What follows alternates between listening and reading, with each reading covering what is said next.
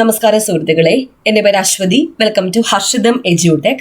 ഏറ്റവും പ്രധാനപ്പെട്ട 50 മുൻവർഷ ചോദ്യങ്ങളുടെ ഡിസ്കഷനാണ്. വളരെ പ്രധാനപ്പെട്ടവയാണ്. കറക്റ്റായിട്ട് നോക്കി പഠിക്കുക.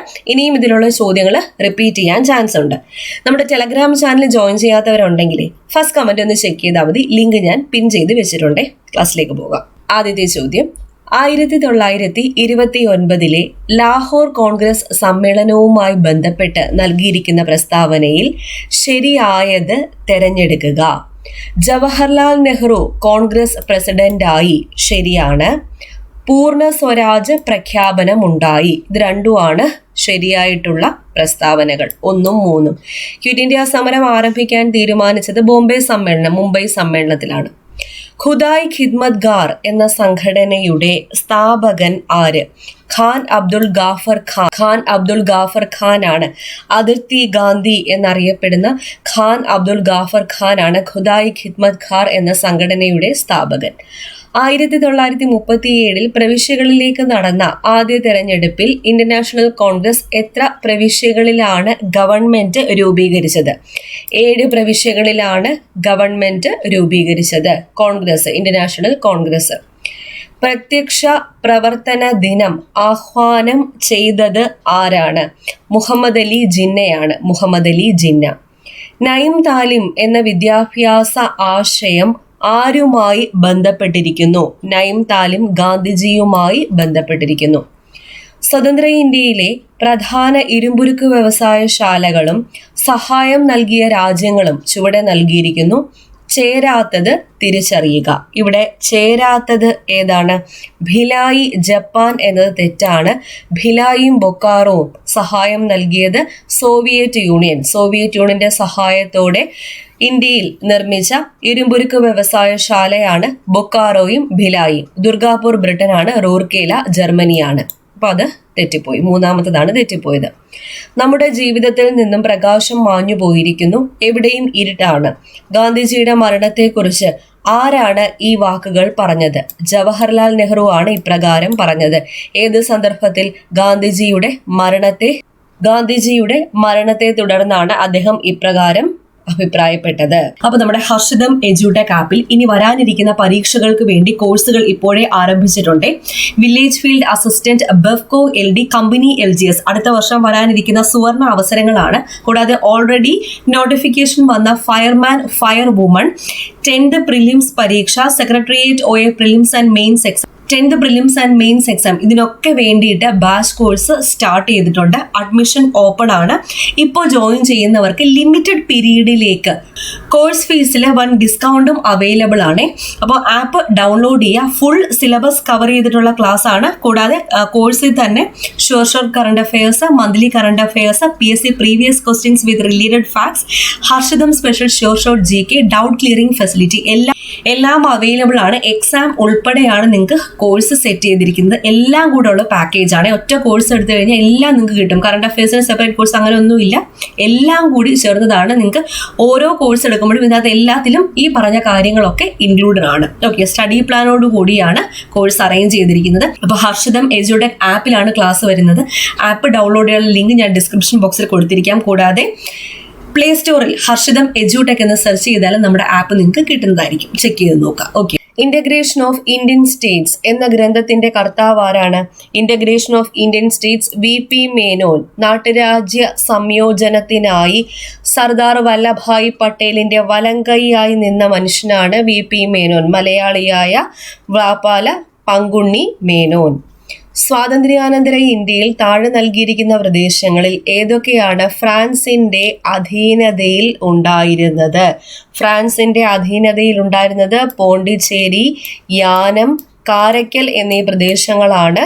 ഗോവ പോർച്ചുഗലിന്റെ അധീനതയിലായിരുന്നു. അടുത്ത ചോദ്യം PSC ഡിലീറ്റ് ചെയ്തു. താഴെ നൽകിയിരിക്കുന്നവരിൽ കൊച്ചി ലെജിസ്ലേറ്റീവ് കൗൺസിൽ അംഗമായിരുന്നത് ആര്? കൊച്ചി ലെജിസ്ലേറ്റീവ് കൗൺസിൽ അംഗമായിരുന്നത് പണ്ഡിറ്റ് കറുപ്പനാണ്. പണ്ഡിറ്റ് KP കറുപ്പൻ. ജീവിത സമരം ആരുടെ ആത്മകഥയാണ്? ജീവിത സമരം എന്നത് C കേശവന്റെ ആത്മകഥയാണ്. C കേശവൻ. വൈക്കം സത്യാഗ്രഹവുമായി ബന്ധപ്പെട്ട് താഴെ പറയുന്ന പ്രസ്താവനകൾ പരിശോധിച്ച് ശരിയായത് തിരഞ്ഞെടുക്കുക. സവർണജാഥ വൈക്കം സത്യാഗ്രഹവുമായി ബന്ധപ്പെട്ടതാണ്. 1925 സത്യാഗ്രഹം അവസാനിപ്പിച്ചു. ഇത് രണ്ടുമാണ് ശരിയായിട്ടുള്ള പ്രസ്താവനകൾ.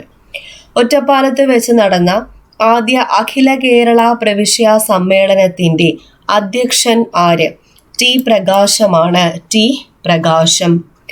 ആത്മവിദ്യാ സംഘം എന്ന പരിഷ്കരണ പ്രസ്ഥാനം ആരംഭിച്ചത് ആരാണ്? ആത്മവിദ്യാ സംഘം വാഗ്ഭടാനന്ദനാണ്. വാഗ്ഭടാനന്ദൻ.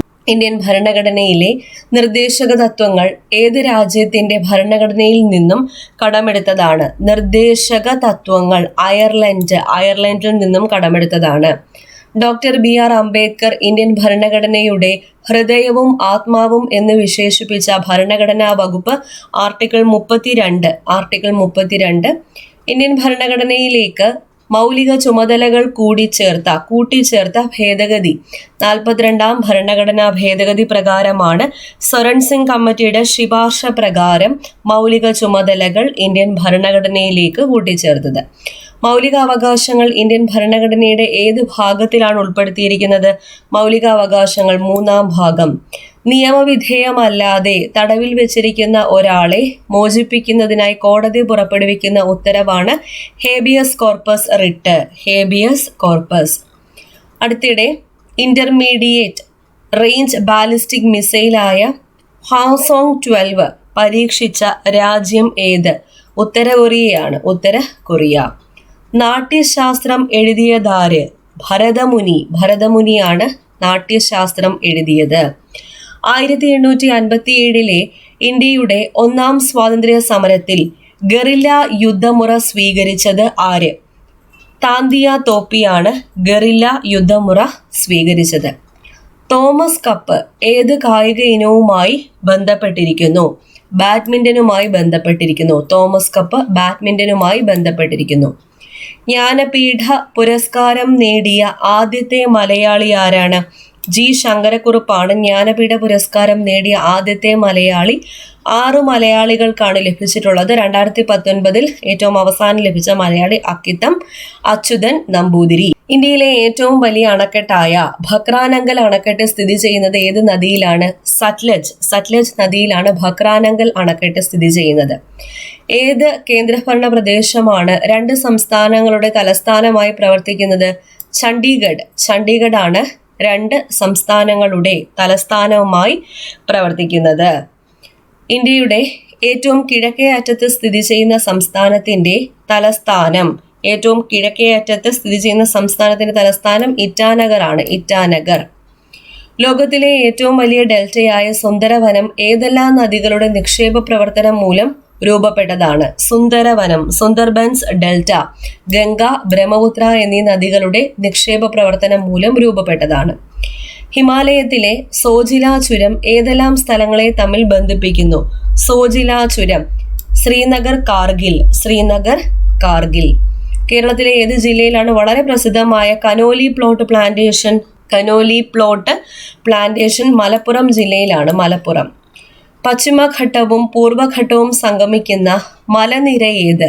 നീലഗിരി കുന്നുകളാണ്. നീലഗിരി കുന്നുകൾ. 2021 മേജർ ധ്യാൻചന്ദ് പുരസ്കാരത്തിന് അർഹനായ മലയാളി ആര്? PR ശ്രീജേഷ് ആണ്. PR ശ്രീജേഷ്. കേരളത്തിലെ ഏറ്റവും നീളം കൂടിയ ദേശീയപാത NH 66.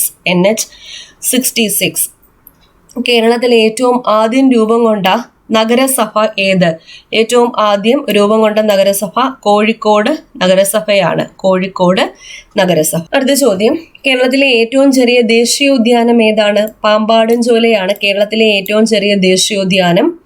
തിരുവനന്തപുരം ജില്ലയിലുള്ള ഒരു തുറമുഖം വിഴിഞ്ഞം തുറമുഖമാണ് തിരുവനന്തപുരം ജില്ലയിലെ പ്രധാനപ്പെട്ട തുറമുഖം. കേരളത്തിലെ ഏറ്റവും കൂടുതൽ ജലസംഭരണ ശേഷിയുള്ള അണക്കെട്ട് ഇടുക്കി അണക്കെട്ടാണ്. ഇടുക്കി.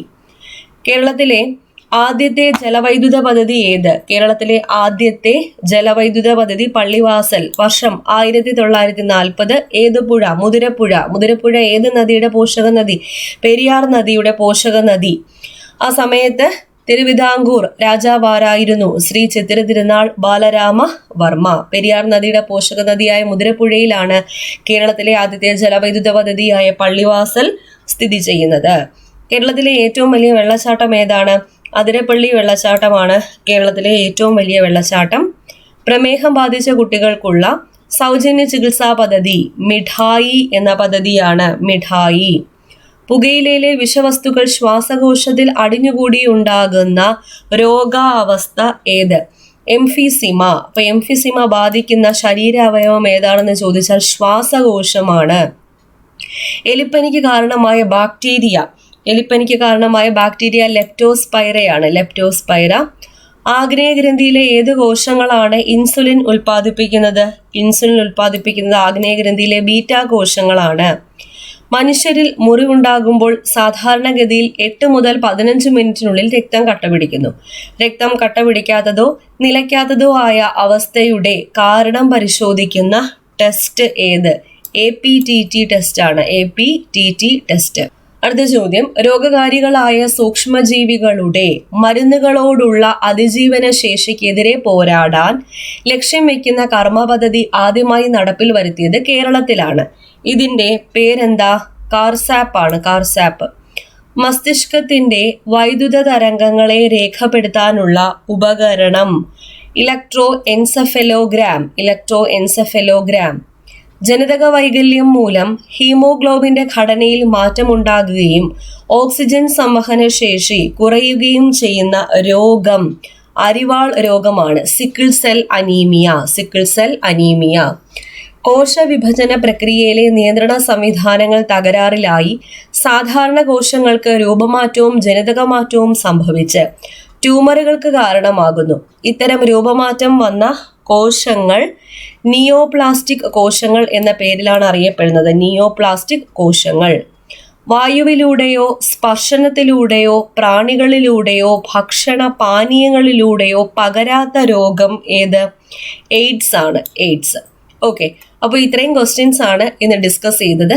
മനസ്സിലായി എന്ന് വിചാരിക്കുന്നു. എല്ലാം പ്രധാനപ്പെട്ടവയാണ്. ഇനിയും ആവർത്തിക്കാൻ ചാൻസ് ഉള്ള ചോദ്യങ്ങൾ. അപ്പോൾ ഞാൻ നേരത്തെ പറഞ്ഞതുപോലെ നമ്മുടെ ഹർഷിതം എഡ്യൂടെക് ആപ്പിൽ ജോയിൻ ചെയ്യാനുള്ള ലിങ്ക് ഡിസ്ക്രിപ്ഷൻ ബോക്സിൽ കൊടുത്തിട്ടുണ്ട്. ടെലഗ്രാം ചാനലിൽ ജോയിൻ ചെയ്യാനുള്ള ലിങ്ക് ഫസ്റ്റ് കമന്റ് ആയിട്ടും പിൻ ചെയ്തിട്ടുണ്ട്. അടുത്ത ക്ലാസ്സിൽ വീണ്ടും കാണാം.